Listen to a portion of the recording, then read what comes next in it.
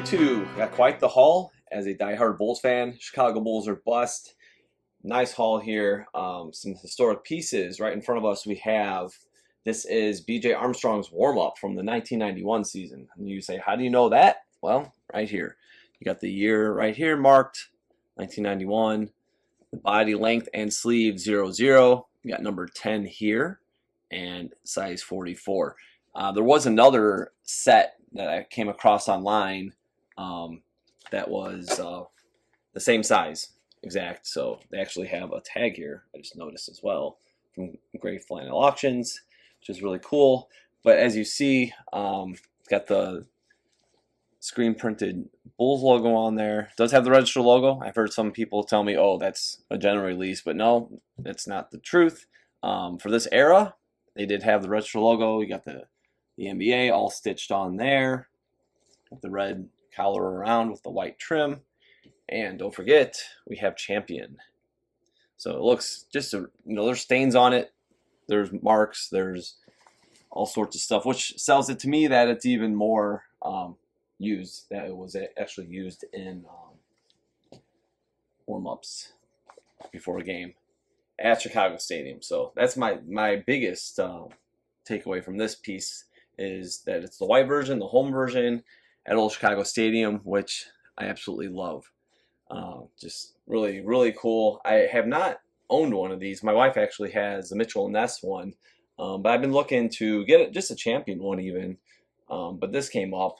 Unique Threads, again, thank you.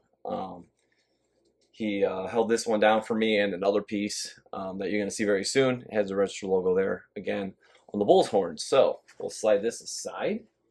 As you see, we got a few more pieces on the table. And next, no, they're not game worn by Michael Jordan.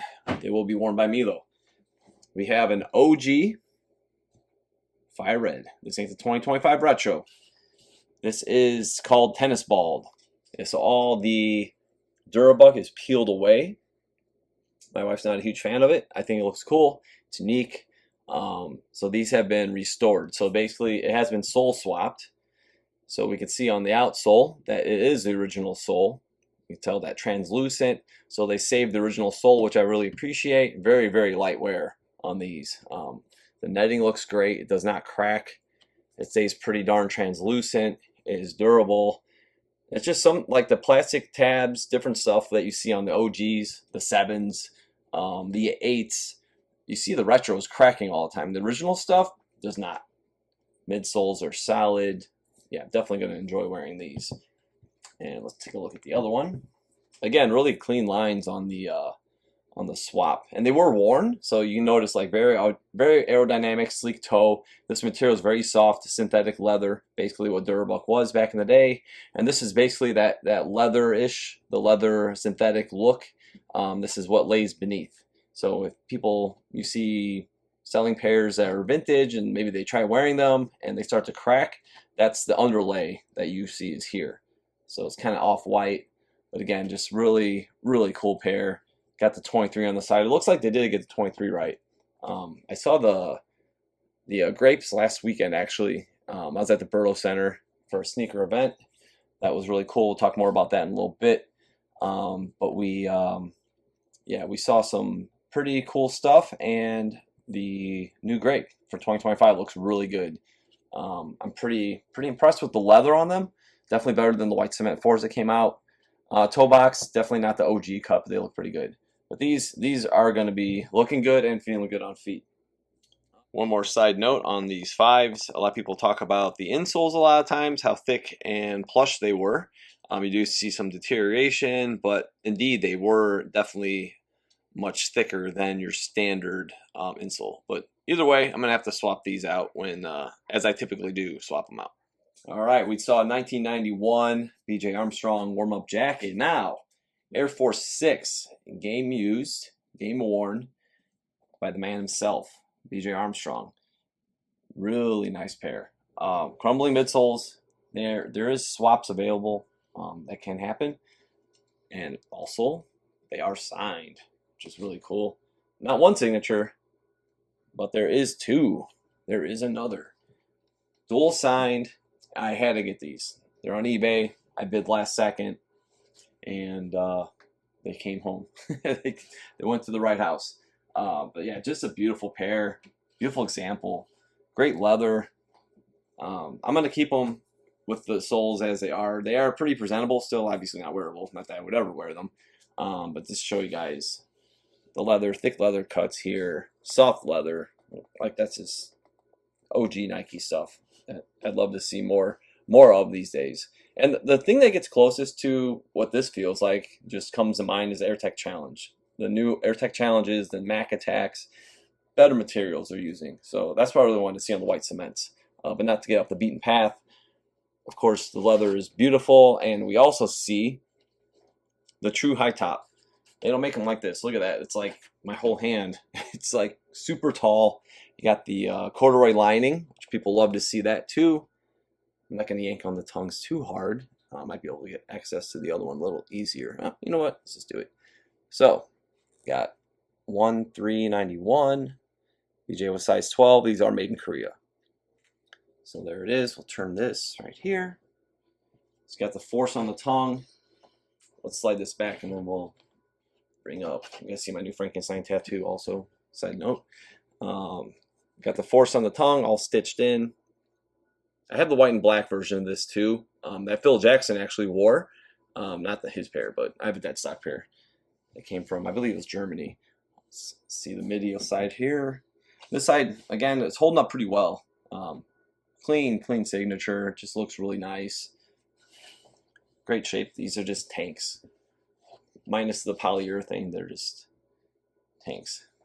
If everything just switched from solid rubber to Phylon back in the day, things would have been a lot easier for us collectors, but it is what it is. So they do have comfort, you know. That's still why they're using polyurethane to this day. It wasn't made to be standing the test of time, obviously. But yeah, let's see if we can find this tag. Same thing. Size 12, made in Korea. There's also a stamp right here. I'll show you guys. Just on the side there. Size 12. There it is. There is no insoles, so a lot of times the NBA players, they might have had like orthotics or whatever. So there's no insoles on this pair. Last but not least, if that wasn't cool enough, Gray Flannel Auctions. We have a very unique piece here, signed by MJ.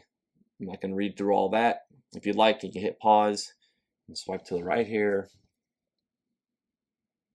So I'm always on the hunt for MJ signed piece, and this one, early Mike, really cool. Got Stan on the cover and Orlando, and a really nice, just blue, vibrant, beautiful signature. I absolutely love it. I'm going to drop in some slides too. I don't know about the binding, but I will drop some slides in within here. It's got a lot of information, some cool stuff. Bulls fans, is Buds for you. Not a fan of Budweiser, more of a stout and porter guy myself, but you know. But yeah, it's got some cool stuff in it, and I'll highlight definitely. I just went to the Burrow Center, like I was mentioning, and they have a whole thing about that before it was called the Burrow Center. So '92, when I went to the game when the Bulls played the Knicks. So in '92, they wore their jerseys and they had that black line on their jerseys. That's because Sherry Burdo, she's the one that was on the administration for the Bulls, high up, really tight with Reinsdorf, and she had passed away from like complications of surgery. So what they did was renamed the multiplex. It was called like a multiplex because they had so many different tiers and levels for all the different stuff for the team and the community. So I'll drop in those slides so you guys can see the layout. It kind of talks about the location. So pretty cool. I didn't realize the name before. She had it renamed after herself. Sadly passed away, but I'll drop in a slide from the game that I was at, and Jordan as well, wearing with the black patch.